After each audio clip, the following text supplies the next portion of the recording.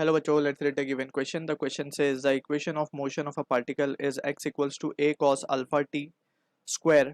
The motion is option A periodic but not oscillatory, option B periodic and oscillatory, option C oscillatory but not periodic, option D neither periodic nor oscillatory. So to understand this question we need to understand about the basic concept of the period of a function. So a function f of x is said to be periodic if there exists a positive value such that f of x is equals to f of x plus t. अब ये जो t है यही वो positive value है. अगर ये exist करती है पॉजिटिव वैल्यू है that means t has to be greater than zero. If this value exist we can say अगर f of x जो भी फंक्शन है वो अगर f of x plus t करने के बाद भी सेम फंक्शन आता है so in that situation we can say this function will be a periodic function. इसका एक एग्जांपल हम देख सकते हैं. लेट्स से फॉर एग्जांपल अगर हम करें साइन ऑफ 2 पाई या फिर इसको इस तरीके से लिखते हैं sine of x plus 2 pi. So this will be equals to sine x only. तो ये देख सकते हैं कि ये एफ ऑफ एक्स है हमारा और ये एफ ऑफ एक्स प्लस 2 पाई है. राइट. सो यहाँ पे दोनों ही फंक्शन सेम आ रहे हैं दैट मीन्स ये पीरियोडिक है एंड इसका पीरियोडिक कितने टाइम के बाद ये पीरियोडिक है basically we can say it has to be 2 pi के बाद. ये पॉजिटिव वैल्यू यहाँ पे 2 पाई आ रही है एंड ये इंटरवल के बाद it will repeat itself. Right. Basically अगर पीरियोडिक का डेफिनेशन देखा जाए तो it is any function which repeat itself after fix interval of time. So ये 2 पाई के बाद अपने आप को रिपीट करता है. This is what the thing we need to remember regarding the periodic function. अब इसके बाद बात करते हैं ऑसिलेटरी फंक्शन की. सो ऑसिलेटरी में वी नीड टू अंडरस्टैंड कि जो भी फंक्शन हार्मोनिक है दैट इज साइनोसॉइडल कर्व जो भी रिप्रेजेंट कर रहे हैं that is we have to majorly curve that is sine curve and cosine curve.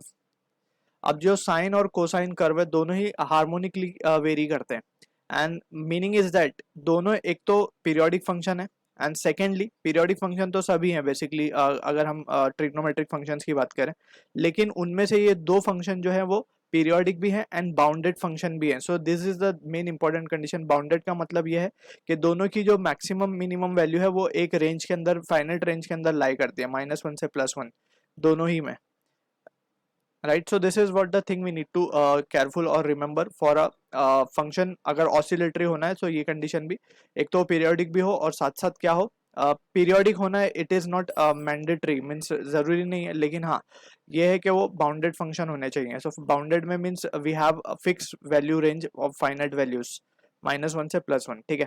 सो अब हम इसको अगर अब हमारे क्वेश्चंस को अगर हम देखें ध्यान से so we can say x equals to a cos alpha t square. So यहाँ पे हम देख सकते हैं कि since it is a cosine function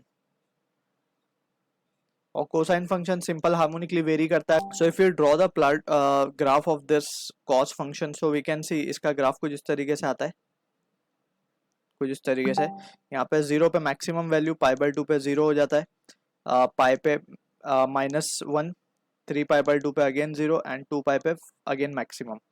so this is the function we can say. अब ये +1 से -1 पे ही वेरी करते रहेगा. ठीक है. So this is what the bounded means over here and so we can say cosine function है and +-1 के बीच में वेरी कर रहा है. So we can say it will be an oscillatory motion. So ये ऑसिलेटरी मोशन होगा.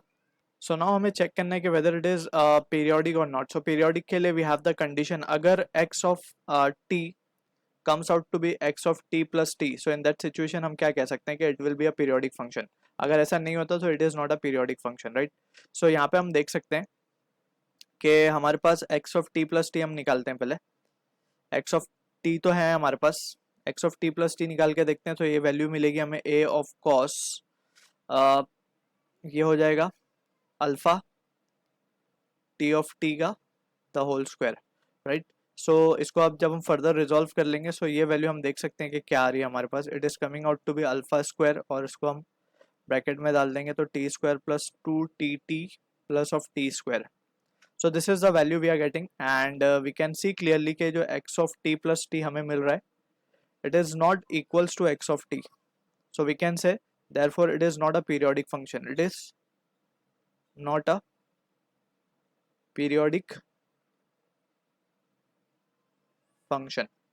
So we can see clearly कि ये function oscillatory तो है but not a periodic. So from this discussion we can say the motion is oscillatory but not periodic. So option C is the correct answer to the question. I hope you understood the solution. All the best.